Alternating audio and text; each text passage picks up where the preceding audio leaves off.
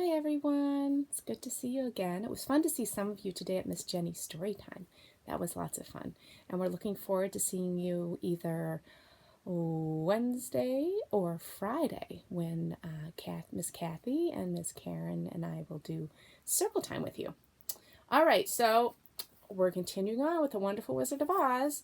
And now we're on chapter 16, The Magic Art of the Great Humbug. And look, there's the Cowardly Lion. He looks pretty fancy. He has a bow in his hair and he's wearing those green glasses. All right, everyone, open up those imaginations and your ears and get comfortable, and we'll read chapter 16. Next morning, the Scarecrow said to his friends, "Congratulate me! I'm going to Oz to get my brains at last. When I return, I shall be as other men are." "I have always liked you as you were," said Dorothy simply. "It is kind of you to like a scarecrow," he replied, "but surely you will think more of me when you hear the splendid thoughts my new brain is going to turn out." Then he said goodbye to them, all in a cheerful voice, and went to the throne room where he rapped upon the door. There's the Wizard of Oz, and he has the Scarecrow's head in his hands. "Come in," said Oz.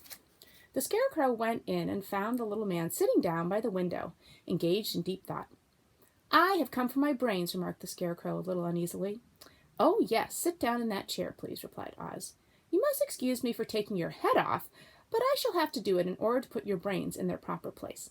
"That's all right," said the Scarecrow. "You are quite welcome to take my head off, as long as it will be a better one when you put it on again." So the Wizard unfastened his head and emptied out the straw. Then he entered the back room and took up a measure of bran, which he mixed with a great many pins and needles.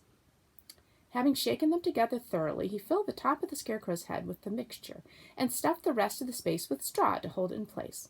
When he had fastened the Scarecrow's head on his body again, he said to him, "Hereafter you will be a great man, for I have given you a lot of brand new brains." Because it was bran that he mixed in.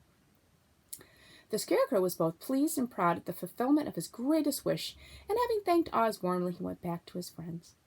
Dorothy looked at him curiously. His head was quite bulging out at the top with brains.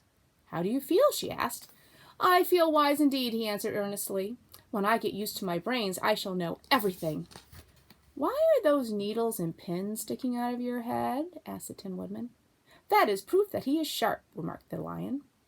"Well, I must go to Oz and get my heart," said the Woodman. So he walked to the throne room and knocked at the door. "Come in," called Oz, and the Woodman entered and said, "I have come for my heart." "Very well," answered the little man, "but I shall have to cut a hole in your breast so I can put your heart in the right place. I hope it won't hurt you." "Oh, no," answered the Woodman, "I shall not feel it at all." So Oz brought a pair of tinner's shears and cut a small square hole in the left side of the Tin Woodman's breast. Then, going to a chest of drawers, he took out a pretty heart made entirely of silk and stuffed with sawdust. "Isn't it a beauty?" he asked. It is indeed," replied the Woodman, who was greatly pleased. "But is it a kind heart?" So there's Oz. Tin Woodman's heart. "Oh, very," answered Oz. He put the heart in the Woodman's breast, and then replaced the square of tin, soldering it neatly together where it had been cut. "There," he said, "now you have a heart that any man might be proud of. I'm sorry I had to put a patch on your breast, but it really couldn't be helped." "Never mind the patch," exclaimed the happy Woodman. "I am very grateful to you, and shall never forget your kindness." "Don't speak of it," replied Oz.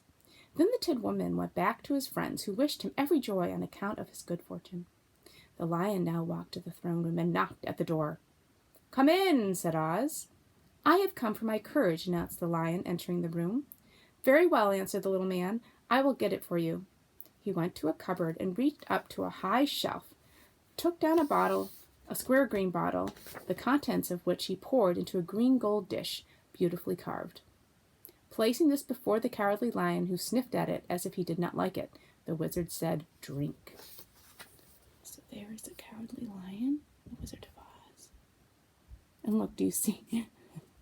See how the pine needles are sticking out of the Scarecrow's head? And that's where his heart is.